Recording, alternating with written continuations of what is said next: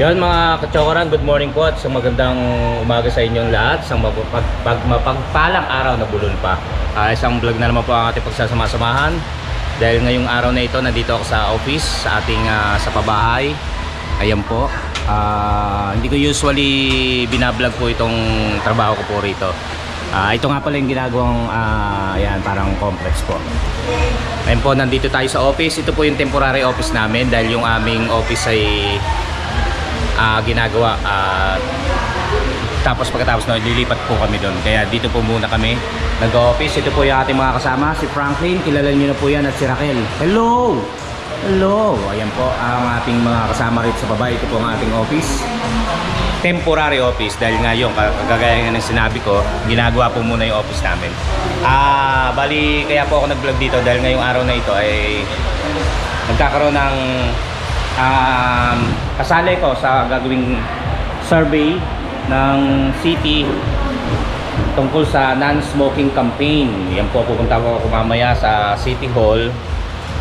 Check ko lang, sandali lang po Ito po ay tungkol sa regarding sa non-smoking campaign. Mamayang mga alas 10 pupunta po ako sa survey po ako ng Synergia Foundation sa may complex sa may Nabotas City Hall. So pupunta po ako maya-maya, paulit-ulit si Kachokaran. Kaya kita-kits po tayo. Sama ka, tara!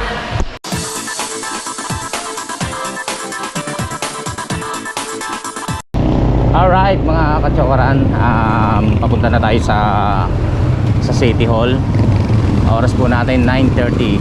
Kumulimlim kanina napakainit Nagtago sa inyo mga viewers ko. Ayan, umiinit na naman. Napakainit, kaya nag-jacket tayo para protection din sa sikat ng araw. Punta na po tayo sa City Hall para dun sa survey na gagawin. Wala po, non-smoking campaign pala. Yun po ang idea ang ibinigay sa akin tungkol dun sa survey na gagawin sa City Hall. Hindi ko lang po alam kung sino po yung mga kasama ko ron.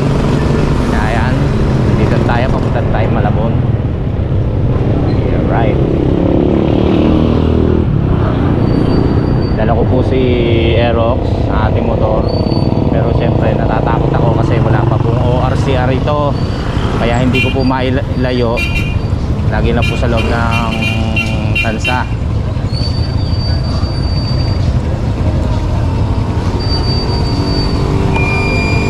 Hindi rin po kasi advisable na gamitin dahil nga walang papel. But since nga po kailangan ko po kasi makarating doon ng maayos ng maaga, gagamitin ko po. Tsaka kahit pa paano may braking naman, kahit sandali. Yun lang, huwag naman sana tayo makatiyempo ng LTO. Kaya hindi ko po sinasabing gayahin ako, no? Emergency lang po gagawin, kaya ako ginamit ko sa labas. Alright. Malabon na po, Malabon.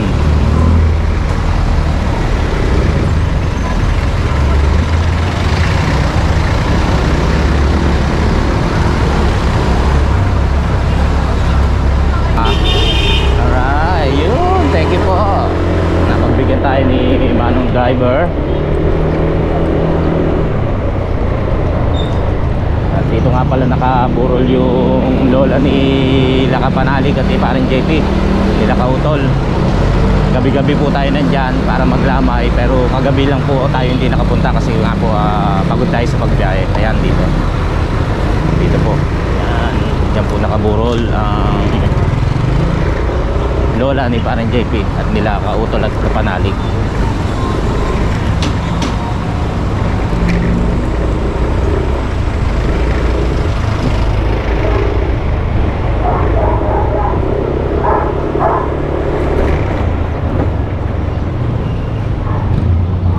Try ko pong kuhanan kung makukunan ko yung survey, yung gagawing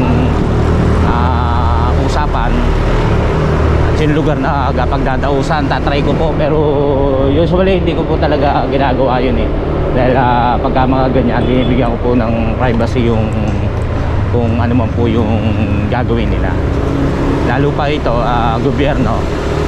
Hindi po ako magbabaka hindi po ako maglalakas lobo nang walang pasintabi. Try po natin.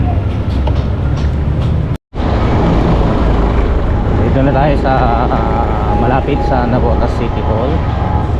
Pasok na tayo sa parking.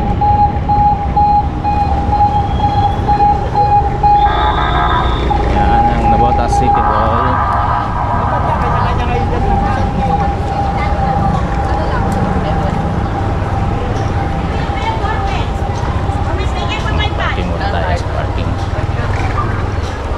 Parking kung may space pa.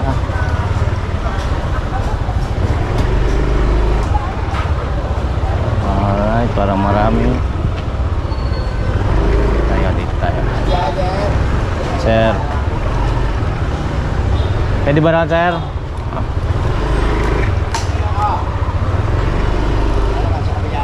Hindi kasya. Dito kaya? Hindi pa pwede rin. Ha? Hindi tayo dito.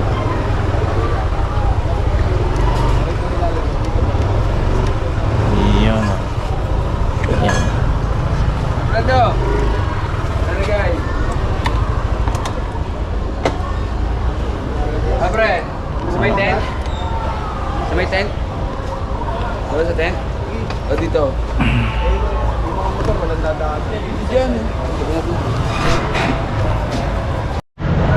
Dito tayo sa Navotas Sport Complex. Dito gaganapin yung campaign or yung survey na pinatawag tayo. Yan, sa Navotas Sport Complex. Dito pa rin yan sa tabi ng Navotas City Hall.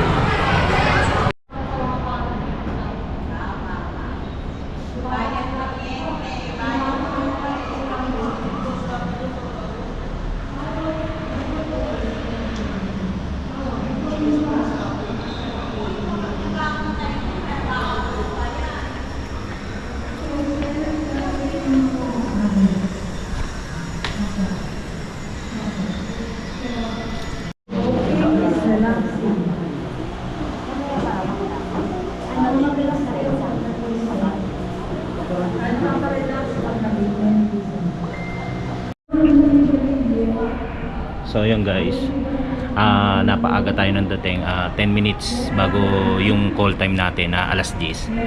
Ayan, nag-start na sila. Pero ano po yan, meron pa palang first batch. So second batch pala tayo.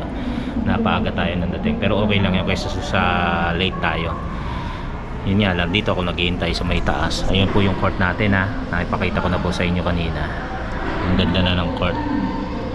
Dito po yan sa Navotas City. Malapit sa Navotas City Hall. Medyo maaga tayo, so hintay lang po tayo. Okay.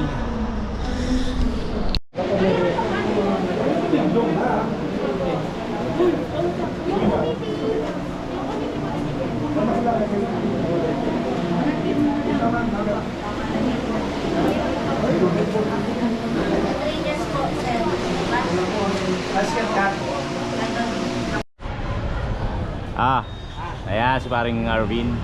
Ayan, ng engineering. Tapos na kami. So pauwi na kami. Ako pala, pabalik sa office.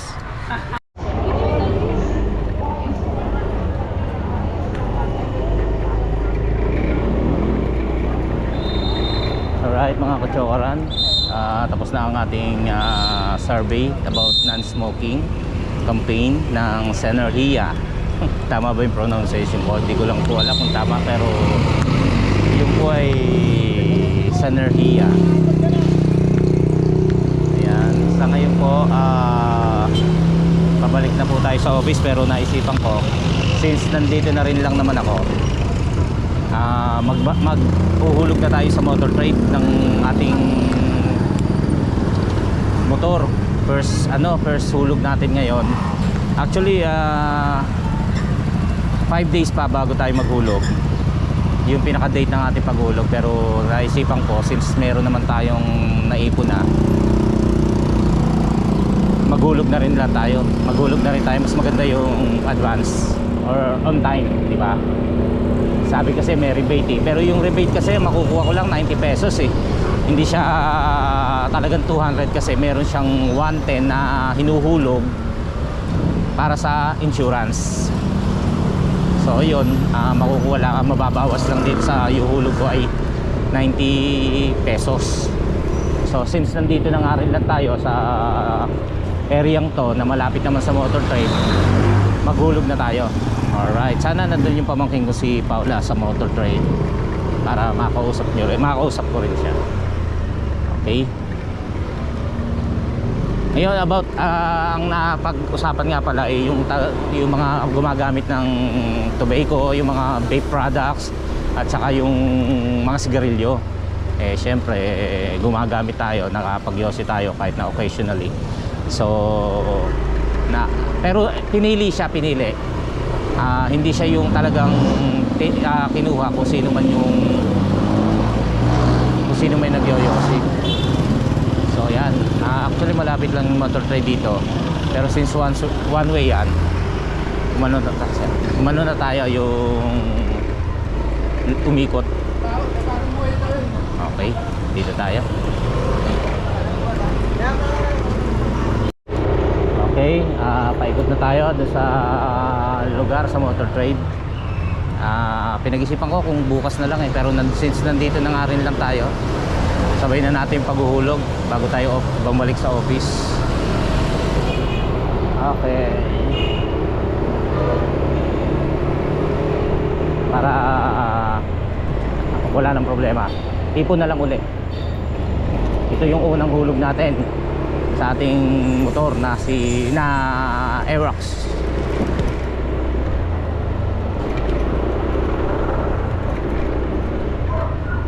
Okay, nandito na tayo sa motor trade.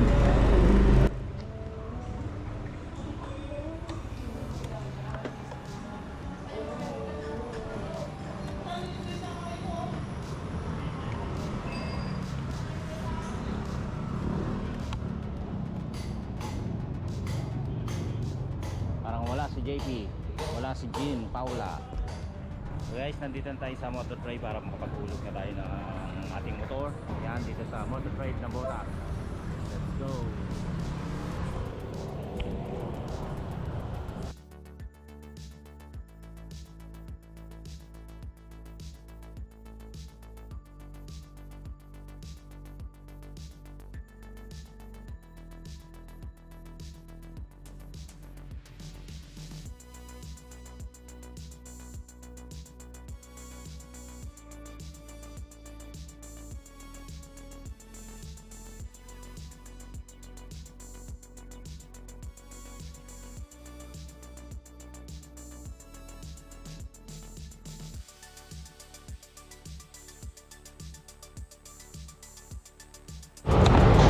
So yun, nandyan pala si Jean Paula, yung aking pamangkin. May kailangan pala na para sa pag naghuhulog. Hindi ko lang alam kung ano to.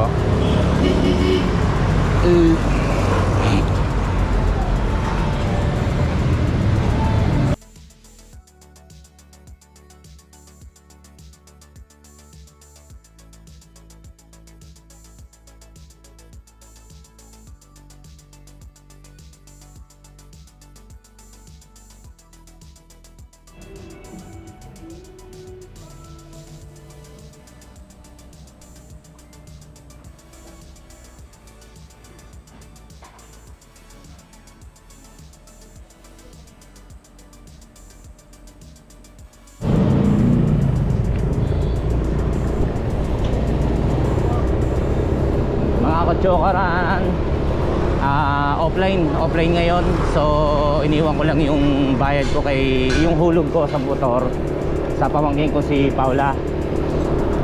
Si Paula yung asawa niya, yung inihiram ko ng NMAX kapag pupunta ako ng Kalaka sa Batangas kila Kapanalig. So iniwan ko na lang yung bayad ko, yung hulog, at kukunin niya na lang yung resibo. Chat niya na lang ako mamaya para kunin ko doon sa bahay nila. Kasi offline Kung hihintayin ko pa, walang kasiguraduhan kung ano oras ko babalik. Kung ano oras ako go-online. So iniwan ko na lang sa kanya. Eto, pauwi na tayo, pabalik na tayo ng office. Actually, gutom na ako at parang gusto kong kumain muna. Pero baka sa bahay na lang din. Or kukuha na lang ako ng pagkain sa amin at dadalhin ko sa office para doon kumain. Yun nga pala, mabalik tayo dun sa anti-smoking campaign o non-smoking campaign. Ito yun sa mga taong nakapag-try mag-smoke, mag-vape, tobacco yan, tobacco products. Yan, kaya lahat. Hindi nga pala lahat kami naiwan doon, yung mga nakapag-try. Or hanggang ngayon ay nag-i-smoke. Ako nag-i-smoke ako eh, pero pagka umiinom.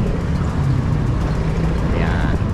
Nandito na tayo sa may San Bartolome ng Malabon.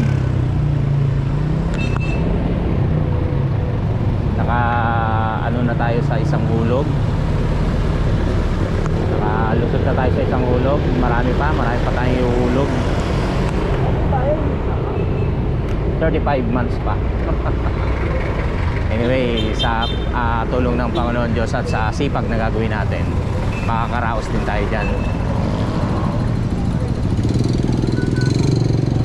Jollibee, kakagutom. Magpapasko kasi kaya maraming tiyanggi-tiyanggi dito sa may labas ng simbahan ng San Bartolome dito sa Malabon. Ayan, traffic na.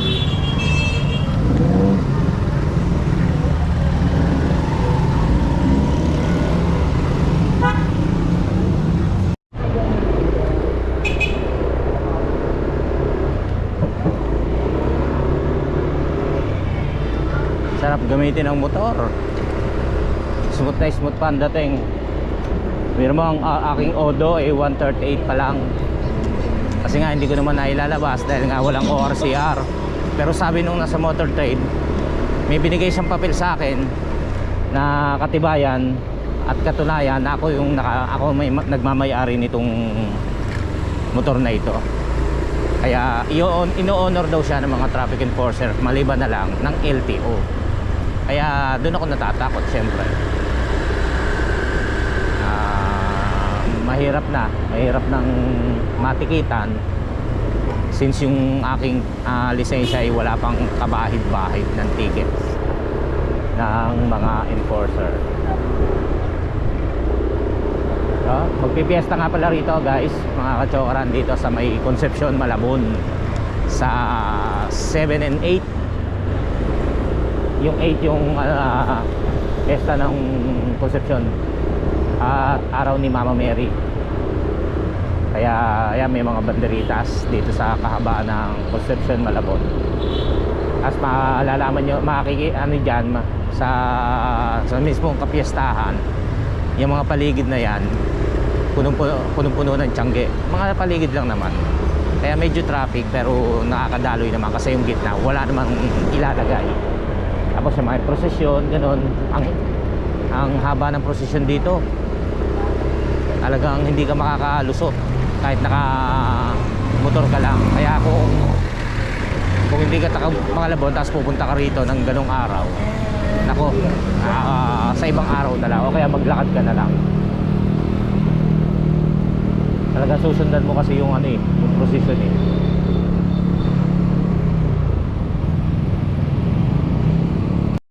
Dito na tayo sa Hulong Duhat. Ayan, Jollibee. Nakakita na naman ako Jollibee, lalo akong nagutom. Tapos dito yung Hulong Duhat Market. Ayan, dito tayo pumipila ng tricycle para maghanap ng pasahero. Ayan, ayan ang aking mga tricycle driver. Alright, ano yan? Ano po yan? Shout out!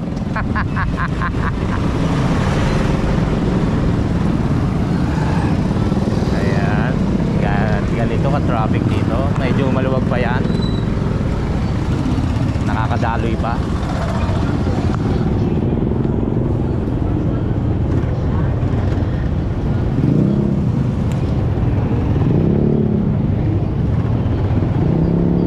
Papasok na tayo sa Tansa. na tayo sa bahay namin. Tignan ko kung doon ako kakain or kukuha na lang tayo.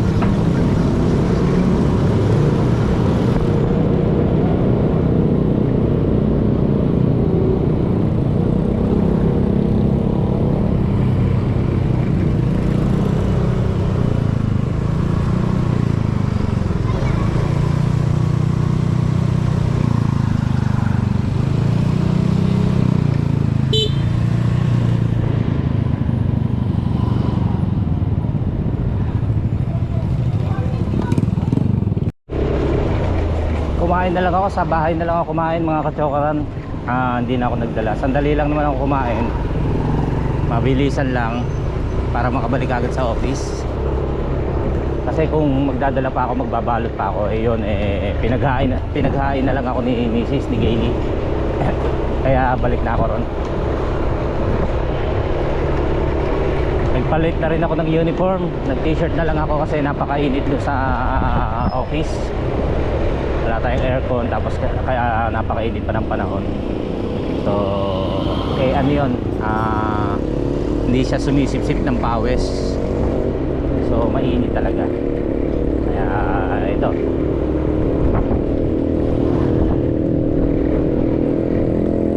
t-shirt na lang tayo.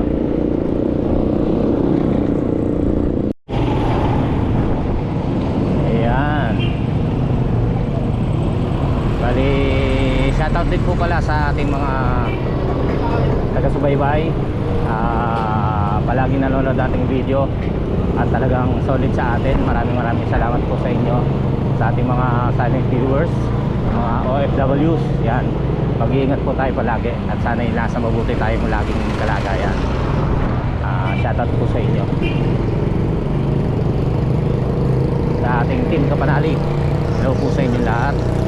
Ingat po tayo palagi. Ito, malapit na tayo sa ating office.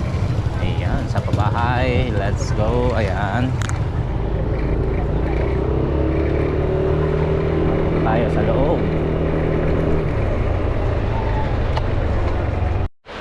So ayan mga kachokaran, nandito na po tayo sa ating office. Wala po si Raquel, kumain lang po yata or bumili ng pagkain sa labas. Kasi dito po siya kumakain usually sa kanyang table. Maraming salamat po at nakarating kayo hanggang sa dulo ng ating video. Hanggang sa muling pagsasama po natin. Tara, at mahal ko po kayo. Ingat po palagi.